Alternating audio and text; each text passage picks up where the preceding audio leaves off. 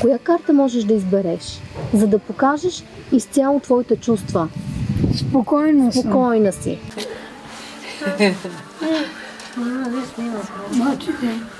Хубаво ли беше на състезанието в Петрич? Ти искаш ли пак да идеш на състезание там? Ходихме на състезание в Петрич и спечелихме медали. Там имаше и други хора с увреждания. Марето беше победител в състезанието и за награда получи дамска чанта. Купиха ми бански, пламена рокля, обувчица, чикълги. Беше толкова хубаво.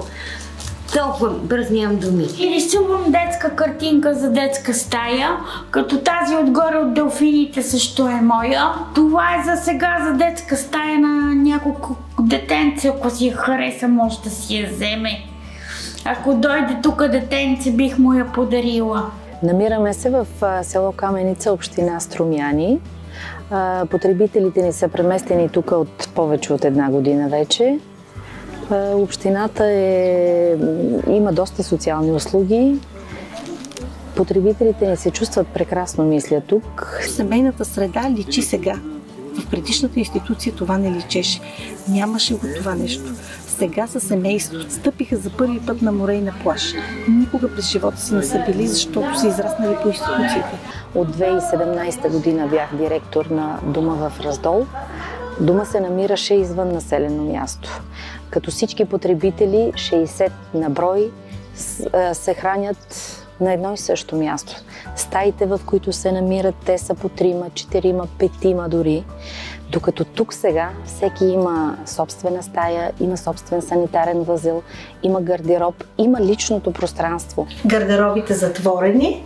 Да мирише на хубаво. Да мирише на хубаво, точно така, затвори гардеробчето. Айде, покажи как затваряме гардеробчето. Така. Това обгрижване, тази индивидуалност на всеки нямаше как да се постигне. Първо, самите битови условия не позволяваха на това нещо. Второ, персоналът беше доста по-малко, отколкото е тук в момента.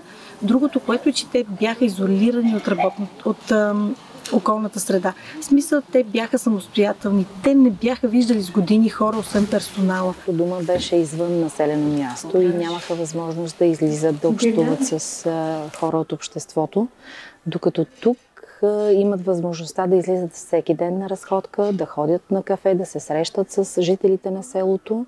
Селото е малко, но пък това предполага едни по-добри взаимоотношения и по-лесни.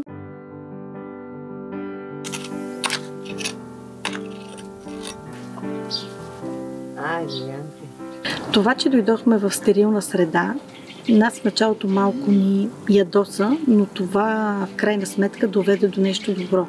То ни сплоти, то ни направи да обичаме дома си, да стане уютен, да го почувстваме, че е нашето. Това доведе и до потребителите. Когато той отиде и засажда, когато той полива ежедневно, това го прави негово. Той се грижи за тях. Нали?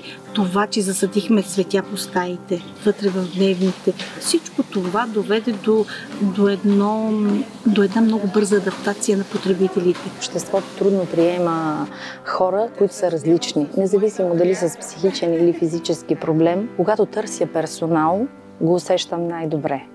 Като се каже къде трябва да отидат на работа, много от хората са притеснени. Страхуват се какво ще срещнат, какви хора ще застанат на среща им. Около половин година имахме така, странни погледи и странно отношение, но вече не е така. Отивайки на караваната, сядат, разговарят с тях, питат ги как са. Арт-терапията, която арт-терапията вече забавната част, това е което е спокойствието на душата, на ума. Те просто там се отпускат, те изразяват себе си. Всеки има право да направи каквото иска. Чувстваш се добре? Чувствам се добре. По-спокойни са, защото всеки може да прави нещата, които обича да прави. Не трябва да се движи по определените правила, които са в институцията. Всеки един от тях може да изрази мнението си и да каже кое му харесва, да си избере цвят на пердетата, да речем, на стаята. Цъфнали се дърветата в розово през пролетта. Тук наблягам точно на това. Да се прояви индивидуалността, да се прояви личността, да се почувства всеки един потребител значим. Това е важно, за да може той да е спокоен, да се чувства добре и да живее по-спокойно. Те винаги са били обгрижени с дрехи, храна и всичко останало. Но това да чуеме техния глас, техната личност, да каже какво иска, това да се съобразиме с него, нали, не само да го чуем, това е плюса, който получават тук. Спокойна съм тук, много съм доволна от тук. Да живее любовта, надеждата и вярата. Под слънцето на време страшно, един монах сърце желязно, една жена обрекла себе си, душите си осъдени горят.